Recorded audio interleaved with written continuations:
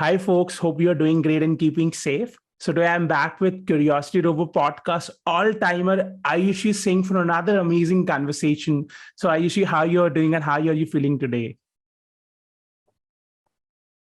I'm doing amazing, and thank you for inviting me once again. Hello, folks. Hi, Atishay, and cheers to the wonderful host with so much knowledge. So I'm happy to be back. Thank you so much. Thank you so much for all the kind appreciation. So Ayushi, you are an author, you are a public speaker, you are an engineer, you're an IT consultant, musician, entrepreneur, truly a package of wonders. When I was writing your intro, I couldn't help myself ask you how you're able to manage so many things. And if you have to introduce yourself to someone, how do you do so? How do you introduce yourself? Well, I use two words, first an artist and another an explorer. So an artist is a person who never stops. An explorer is the same one who is curious to learn everything. So I'm making use the most of my time. So that is me. No designation or no educational degree should define me. That I consider the most. I truly like that answer. Oh, okay. So what are you currently up to in your life? What are you currently indulging yourself in? What projects you are working on? Well, things are a little slow from last few months because of some personal errands that I'm running. But professional world never stops, and you can't take a break here because even if you doze off for a few seconds, the pace with which the world is moving, you are left behind, right? So I am taking less projects right now related to technology, IT, and on the writing aspect, I'm still reading. So you can say, in overall, this is a learning phase for me still. On the same lines, you mentioned about your writing something. So your last book, Child of True Lovers, was highly appreciated by your fans. So what book you are currently, is it a book you're writing? And if yes, what book you're currently working on? What's the theme of the book? And when soon we can get our hands on and we can read the same? Of course. So in our last conversation too, I interacted about spiritual aspect of, this world. So people are talking about meditation, yoga, and all. Many people who are too logical, who think on the practical aspect of it, are not able to connect. So right now, I am exploring podcasters, writers, and people who used to do research on these aspects to gather my content on creating a content which is more towards logical aspect of the spiritual world. All right. So I have yet not decided on writing a book for now, but I think my genre will be, of course, related to psychology blended with science and spiritualism. So a practical aspect of the superficial world, maybe. So you mentioned the term meditation. So do you meditate yourself? And if yes, what is your way of meditation? Some people, just like to sit silently and listen to a music, meditate. Some folks like me used to chant mantra to meditate. So what is your way of meditation? Well, my way of meditation is keeping myself isolated for some time in nature and away from technology. So even if I try to listen to music, I'll get diverted. The regular notifications and all from the mobile. So I isolate myself, totally detach myself from the technology world and connections, network, family. So I go out, I go to some place where there are fewer people, less noise. And it could be my room if in case the weather situation is not good. So disconnection from this materialistic world is what I call meditation. And what do you believe meditation has done to you in your personal life, in your professional life? If I have to say about myself, it has made me much calmer and more focused, right? So we get distracted Right. by, as you mentioned, notifications, pings and bongs on our phone. So that's made me lot more focused, right? After a meditation session, I feel that focus in that focus zone for a longer time. If I'm not meditating in that day, or for a for some days, I feel I am losing that focus in my work. So what has meditation done to you? Well, first thing is introspection. I cannot read the world. I cannot know about the world unless and until I know myself and how I perceive things, how I understand things. So you, in the very beginning of this podcast, you said that how I'm able to do so many things. The reason is I try to make things sorted, and for that I need to resolve some unsolved issues that I am facing with maybe some people, some issues, some professional, personal world. So that is a kind of healing that I can say. That is what meditation has done to me. uh, Many professional failures and all. So acceptance, another thing. So introspection, acceptance is the first stage that I think meditation has done. Then I can think about how I can manage the whole. People used to write down tasks and goals for each day. In that duration of time, I used to sit and think, what should I do today, and how should I make the most of it?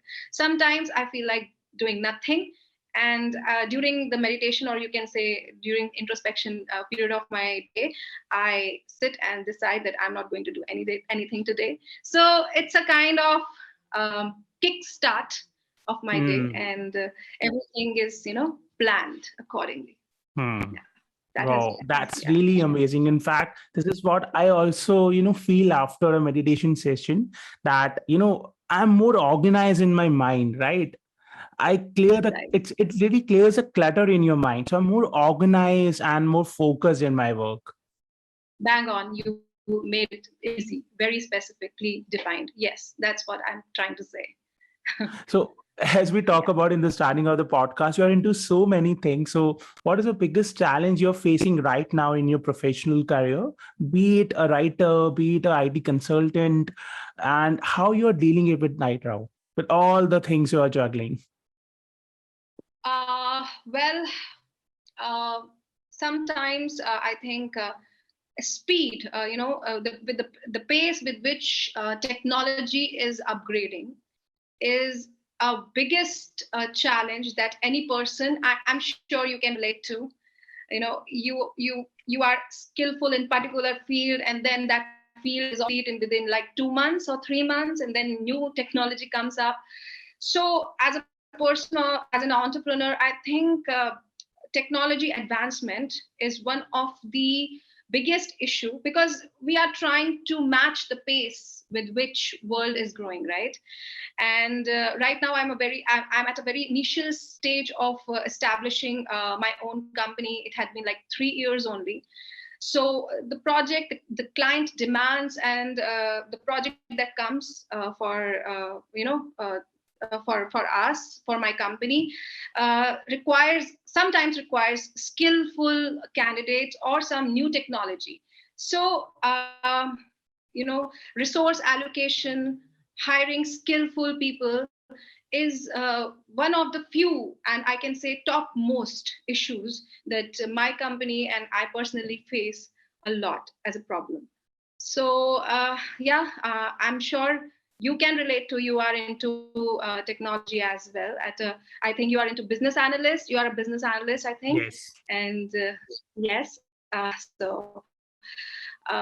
definitely, data is upgrading. Data organization is changing. Algorithms are changing it every day, and then artificial intelligence, right? The one of the biggest aspect which we cannot ignore, also being into this field, and at the same time we have to match the pace. So yeah, that is a few of the most Yeah, I totally agree. So a few years back, I remember, I was learning Java, and that was the buzzword that time, 5, 6 years back. And now Java is Me too. totally absolute. Absolute. Python is, making more waves. Everyone is learning Python, right? So it's, so amazing to see how, something which was in hype few years back is now totally getting obsolete, and new technologies are coming around. So the world of technology, especially the IT sector, moves very fast. It's just a blink of the eye.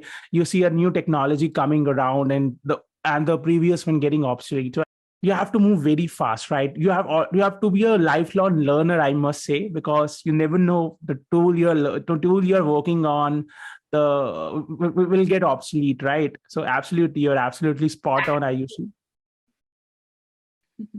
And on the Yeah, same that's lines, I want to ask you another question. So, since we're talking about Mhm. IT and IT sector, so last few months were full of uncertainty with massive layoffs by Amazon, Twitter, Microsoft, and I was just listening to a news about Salesforce. They're also, laying off mass folks, and Right. many small startups, MNCs are also doing this. And experts believe, this trend will continue this year as well. And this year they're predicting a recession is coming.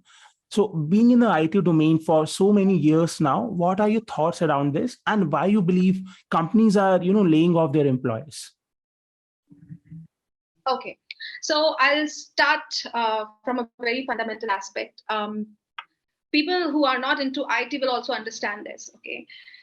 So first of all, when you develop a particular product, okay, the first aspect is when you develop a particular product, resources are used, and demands are met, and then bang on, it's done. It's done, and after that, only modification and enhancement is required. So the load of the developers is automatically reduced. So the first thing is when you develop a particular product, tangible or intangible, then after that only maintenance and upgradation is there. And if you are into IT sector, and if you are creating a product now today, or like 2 years ago, then it's of course so smart, or so it has so much potential that any upgradation in that is possible. You don't have to change the whole fundamental design aspect, architecture. You don't have to. It is able to handle new plugins or functionalities. Okay. So after creation, there is only modification, upgradation, that's it. The second aspect is uh, many companies have turned to automation. Okay. For example, the outsourcing company. Initially, there were many IT troubleshooter or IT infrastructure management people who used to interact with the customers, clients one to one. But then these things are gradually getting automated, be it chatbots or telecallers, or any people who are any department that can be replaced by machine.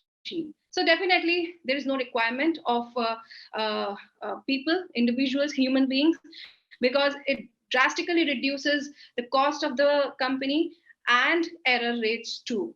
So of course, come on an optimization aspect, companies are thinking in a direction that they don't require multiple people now. Simple program or simple software can handle many aspects of the company, many departments of the company. So that is the another cause that there are multiple layoffs. Okay. Hmm.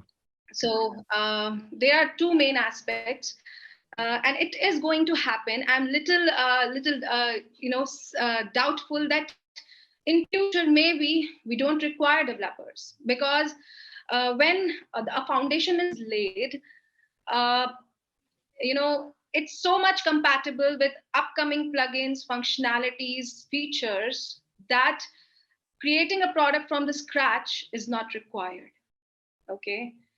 So that is that these are one of two of the few reasons that I considered after thorough study and reading articles, newspapers. So this is going to happen. And this in the first quarter of 2023, you might not see so much layoffs, but in the upcoming quarters, touch wood, it's a bad thing, of course, but we have to be prepared.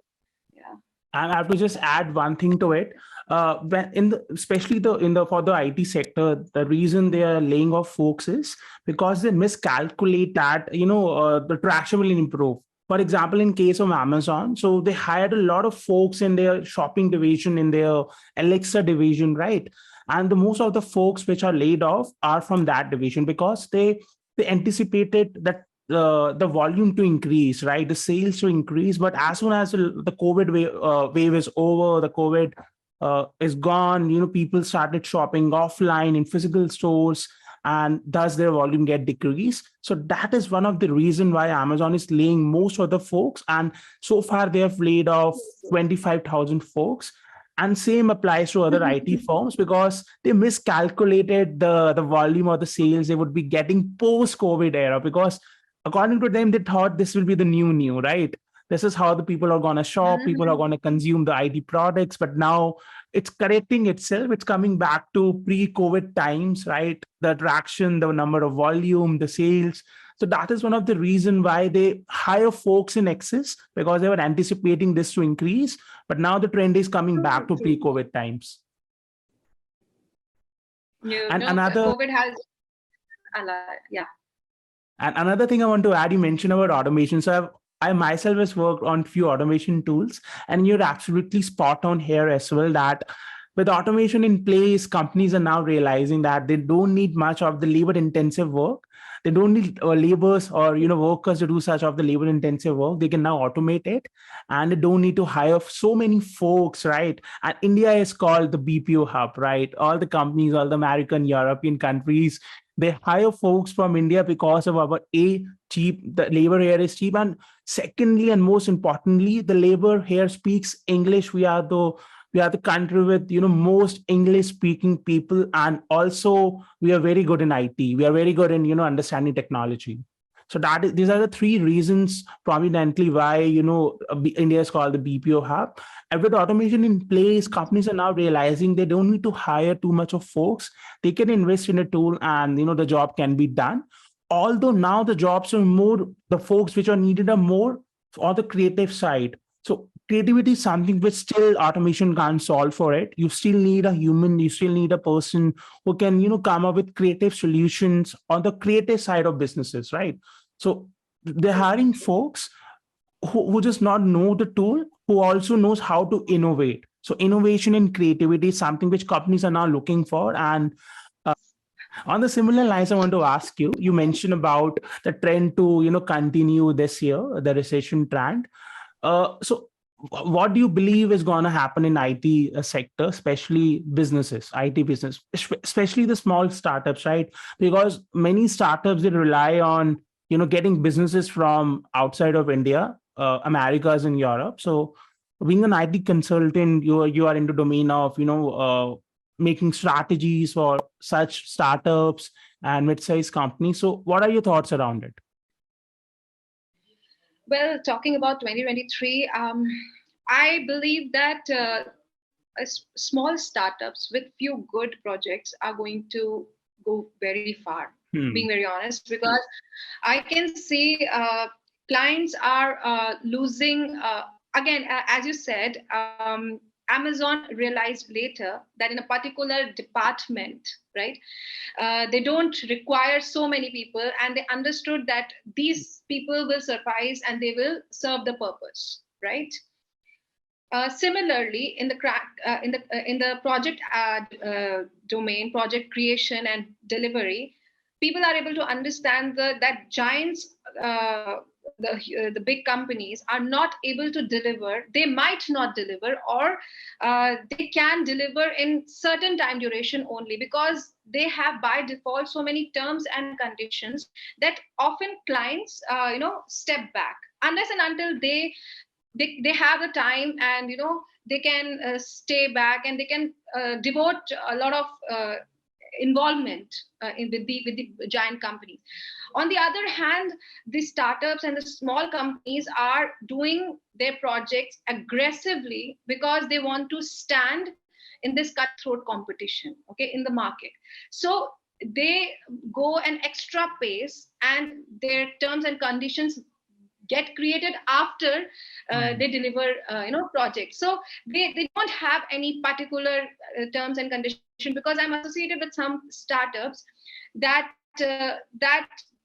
are doing amazing work, and they deliver before time and more than what is demanded from the client. So for example, if they are delivering a particular software, they will add on certain functionalities, or maybe they will extend their services for like 1 year, 2 year maintenance charge. They will not cost anything to the client, because here they are not thinking in a monetary aspect, but to get a firm stand in the market of technology.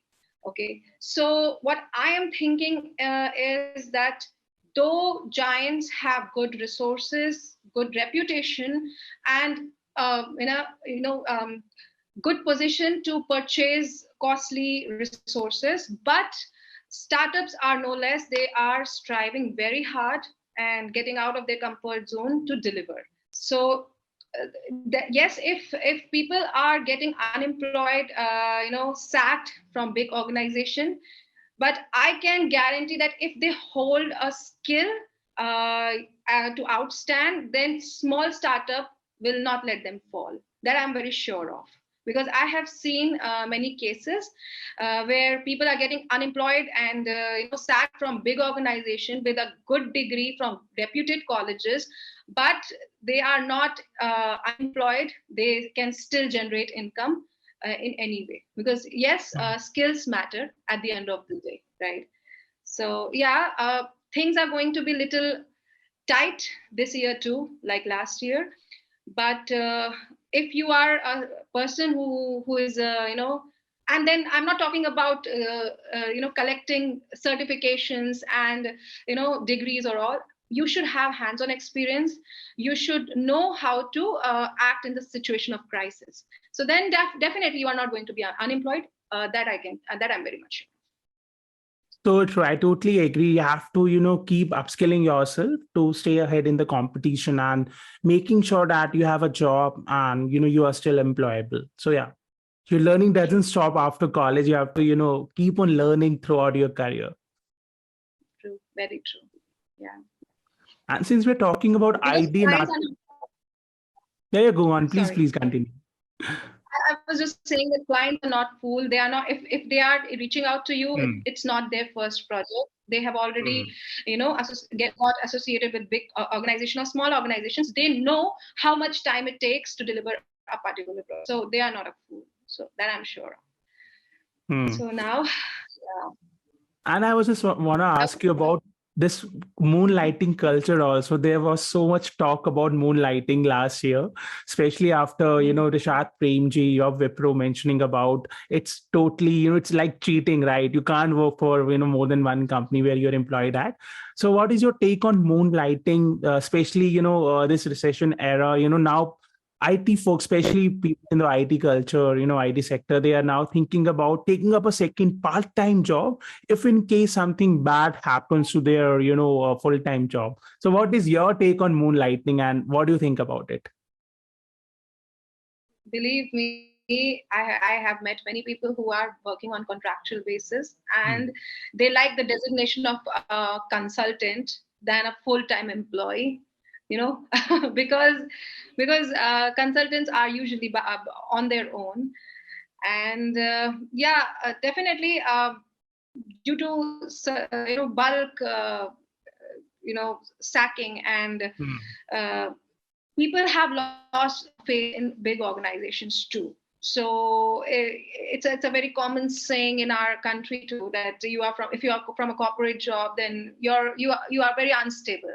And unfortunately, last 2 years have proved that even if you are a person, a CEO or CFO or whatever, it's not certain that you will grow and stay in the same organization. So yes, as we grow, our responsibilities increase, and definitely people are opting to get involved with freelancing projects more than devoting their whole time and effort in a particular organization, because not all of them are IITians, and not all of them are a degree holder from reputed colleges. So of course, if the situation is getting worse for the premium college students too, then normal people will definitely get scared, and there should be a second way to acquire money. That's very non-natural, and it's going to happen. It's definitely going to happen. And just to add, I believe also apart from just money, it's also more about exposure and learning new skills, because especially when you're a fresher, if you're in an MNC, you have some time on your hand. You're almost done by if you're working on a 9 to 5 job, you're at max done by 5:30 or 6 o'clock, and you have so much of ample time, right? If you're not married, if you're a bachelor, you have such a ample time to spend on your own learning, and that is the reason I believe a lot of freshers, they take up second jobs or this part-time projects, so just also to increase their learning, right? So which can help them in their future roles and their future career. So that is another aspect, right?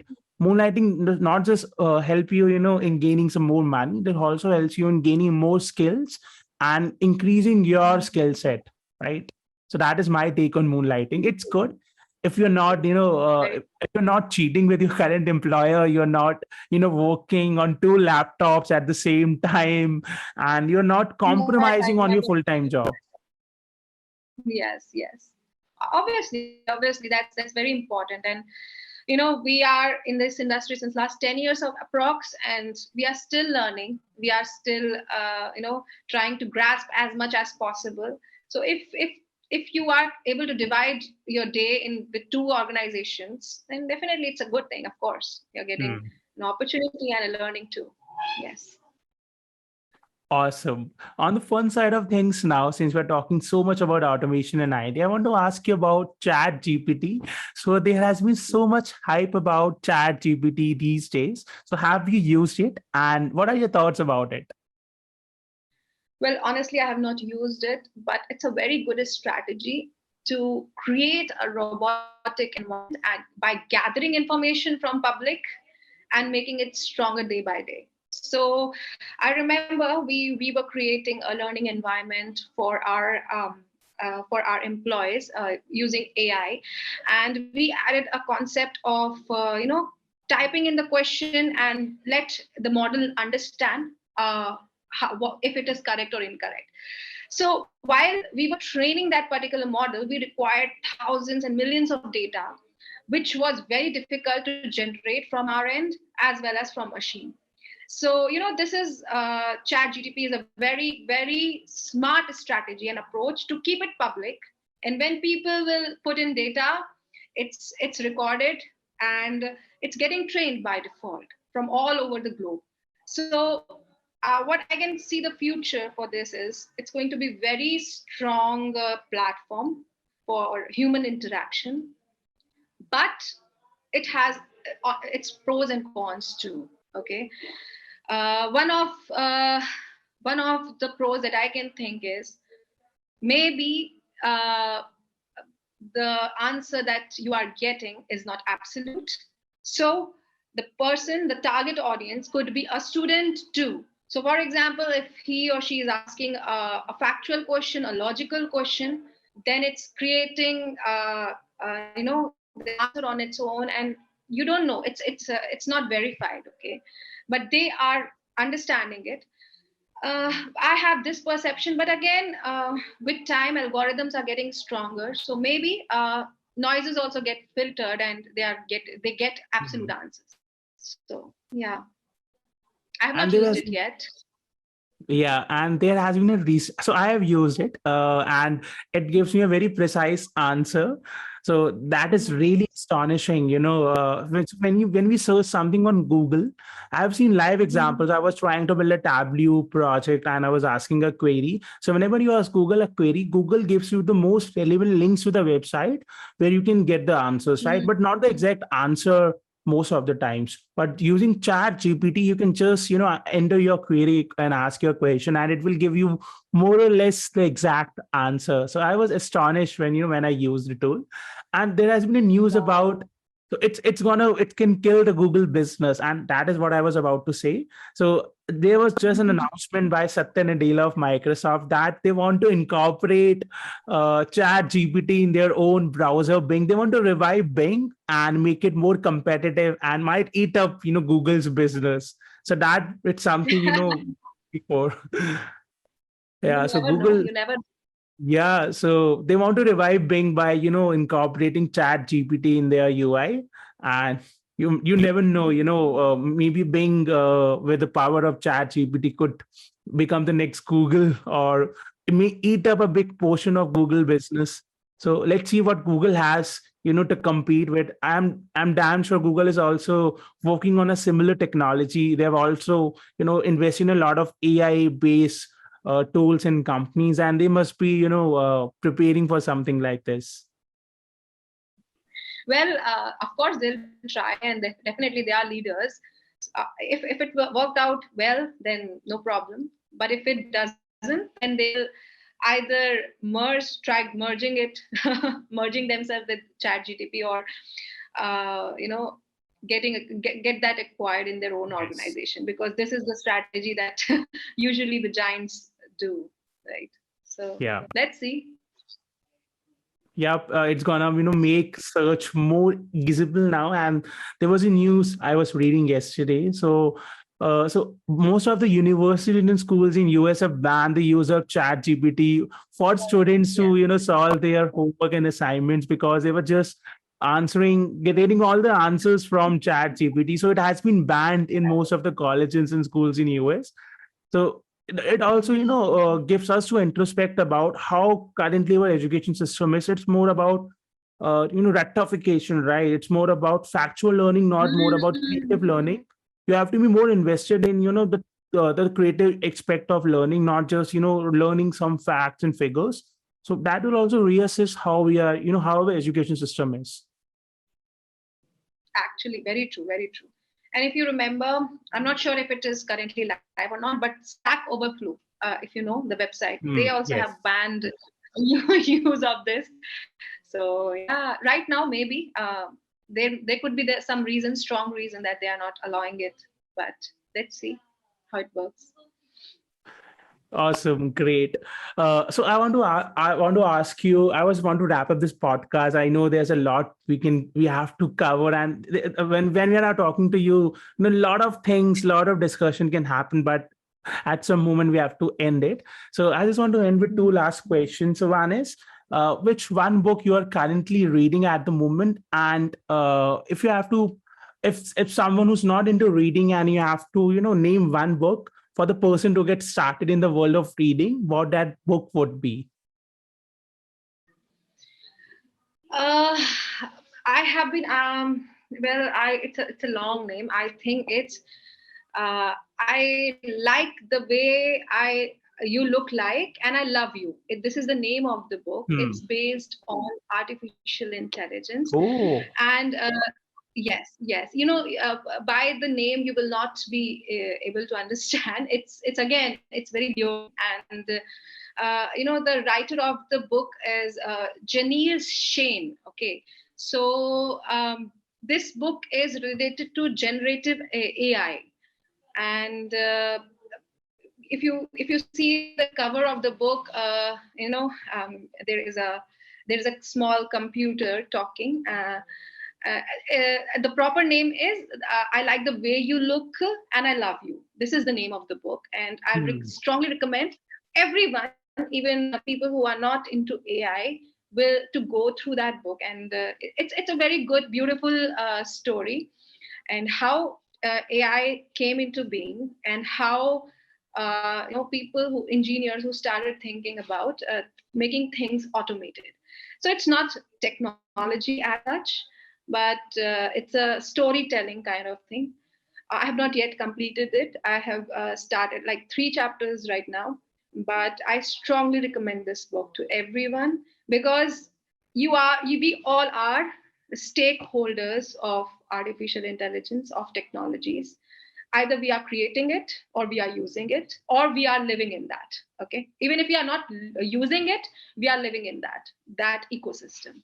So you cannot escape it. So this is the current book that I'm reading, and apart from that, I'm inclined towards podcasts, because at times I cannot devote much time to read.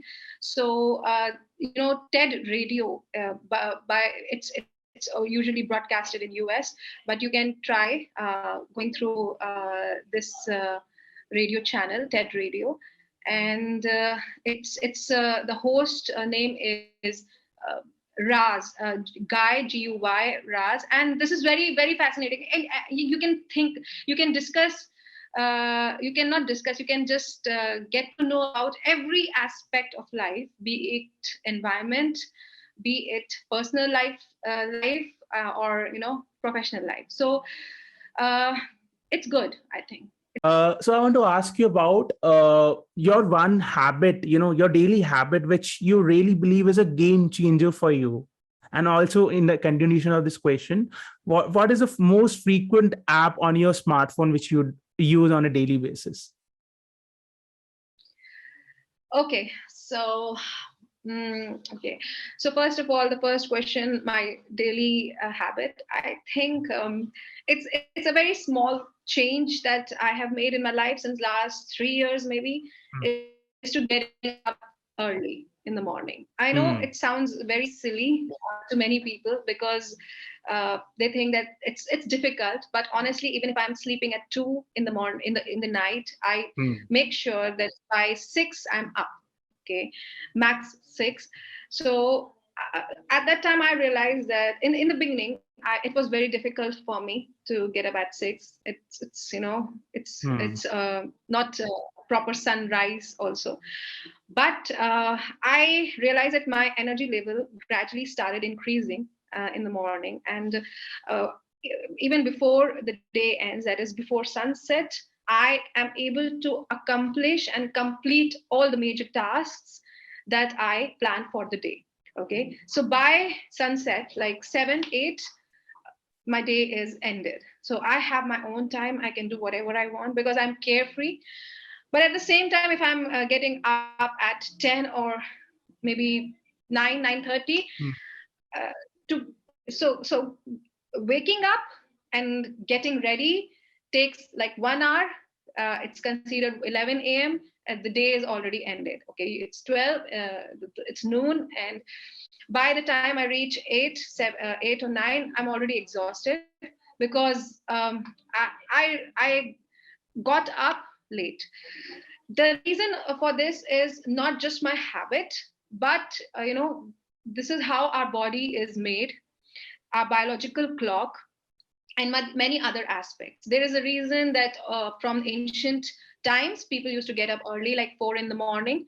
So 4 is honestly practically not possible always. So I make sure that by 6 I am awake. So this habit of mine made a lot of change in my life. The other question, sorry, I missed it. It was, so what is the app which you use most frequently in a day? okay. Frequently, well, being honest, it's WhatsApp, which I use. But right now, Kindle, I have installed Kindle for last 2 years now.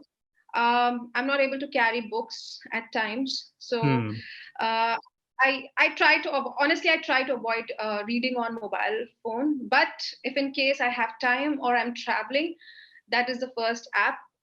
Making sure that all the other apps are on mute or deactivated or somewhere running in the background, but not pinging me always.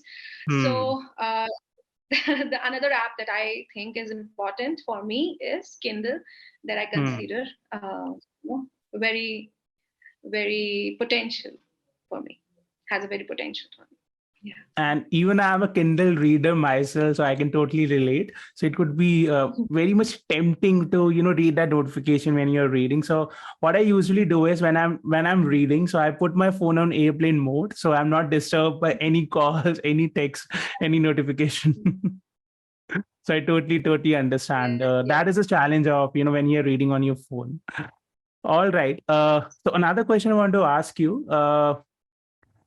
So you mentioned that you mentioned about waking up early, right? So I know you also mentioned about our ancestor used to wake up at 4 a.m. I guess the reason being here is it's called Brahma Muhurat, if I'm not mistaken. 4 to 6 is called Brahma Muhurat, and it's very much apt for spiritual, doing any spiritual activity, exercising, meditation. So what is your daily regime, especially your morning routine looks like? Do you exercise? If yes, what is your way of exercising? Do you do yoga? And do you also do any kind of reading in the morning? So that is my question to you. What does your morning routine looks like? Well, honestly, I started reading in the morning. It was not helpful because getting conscious in the morning, activating your brain cells requires some time. Okay, even if you are awake by 6, you need some time. So I used to meditate, and by meditating, I don't say that I keep my eyes closed, otherwise I'll fall asleep again. I'm sure about it. So I go out, I roam around in the nature. I have there's a very popular park, Alfred Park, nearby. So I make sure that I'm going there regularly. It's very difficult in winters, but I have some determination. I'm a little stubborn in these aspects, because unless and until I'm sick or not able to go, I make sure that I'm there.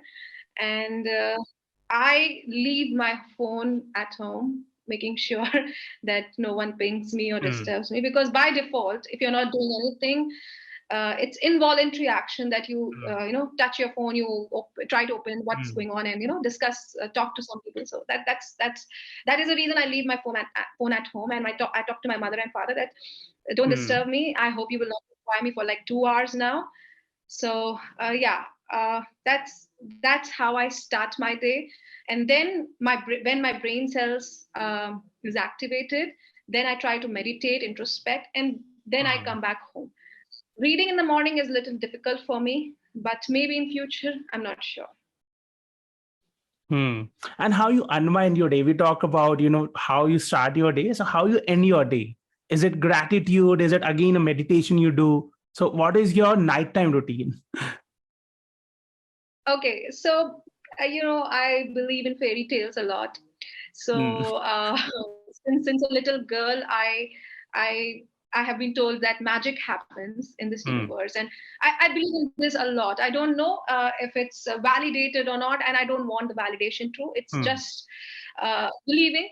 Okay, so in the night, there's a terrace at my home, so I end up the day not forcing myself to sleep. So people often, open their mobile applications or watch Netflix and force themselves to, fall asleep till they are tired, till their eyes are tired. I don't do that. I make sure that by 10:30 I go to sleep. And if there is any meeting or something, not more than 11. Okay. So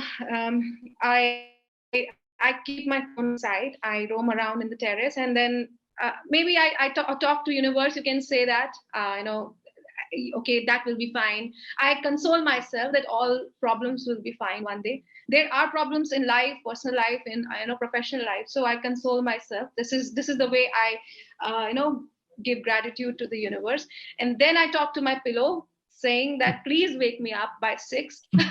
Okay, this sounds little funny, but this is how I please wake me up. So this is a psychological factor. You are telling your subconscious mind that you have to get up by 6 anyhow. All right. So in this way, I'm sending out vibrations in the environment, positive things in the and maybe when my alarm clock you know, in the morning when it's 6, when my alarm clock beeps, I am sure that I have to get up. So this is how, these are some small things that make me motivated, cheer me up at times. And yes, I'm a big believer that magic does happen. So I don't like people who are very logical and talk about, no, this is no. I don't believe that it's like a wand and, you know, sparkling things. Magic does happen, but gradually, if you follow the rules of the nature, if you get up early, if you, you know, get things sorted in your way. So yes, you have to put in efforts to let magic happen. I believe in that. So yeah. Wow, this is so amazing. Even I'm gonna use that pillow talk now. I'm gonna tell my pillow, hey, please wake me up at 6 a.m. tomorrow. So this is a great takeaway for me. I'm gonna talk to my pillow every night now and gonna ask him, please wake me at 6 a.m. tomorrow. Wow, this is so amazing. I'm gonna follow this for sure. Okay. Thank you. I hope it will work. And your pillow is faithful to you, and definitely it will, you know, help you. Amazing. Yeah. Such a great conversation. I don't want to end this, but at some point we have to end this. So before I end this podcast, I just want to ask you a final question. So imagine you are standing, in the largest stadium ever built in the history of mankind, and millions of people are, waiting to hear from you. And you're just given 1 minute to share your biggest lesson in life. So what would be that message to all the people who are, eagerly waiting to hear you? Oh my God, this is already giving me goosebumps. So thank you, Atisha, for giving me the picture of, that stadium, those people. Well, the lesson, I will not say lesson. I'll just say that stop applying your logic all the time and listen to nature. Nature speaks a lot, and your body speaks a lot. If your body says stop drinking, you should stop. I mean, I'm not talking about stop drinking alcohol or, ban yourself from these things. I'm just saying your body will say stop, it's enough today. So if you are sensitive toward nature, your body, things and people will automatically appear very sorted to you, because things are not complicated. It's just too much of this that makes it complicated. Believe me. So Wow. too much practicality, too much application of brain will definitely create a lot of turmoil in your mind. That is what I'll talk about, and I'll end the session there. That's Wow, such an amazing, powerful learning. I'm definitely going to follow through it. And once again, thank you so much, Ayushi, for all your time today. I know you are occupied in a lot of stuff in your personal life, but still you take out this time to, have a conversation with me. Thank you so much for it. Well, I don't know, people used to say often or not, but Atisha, you inspire me. You are very much motivating to the speaker.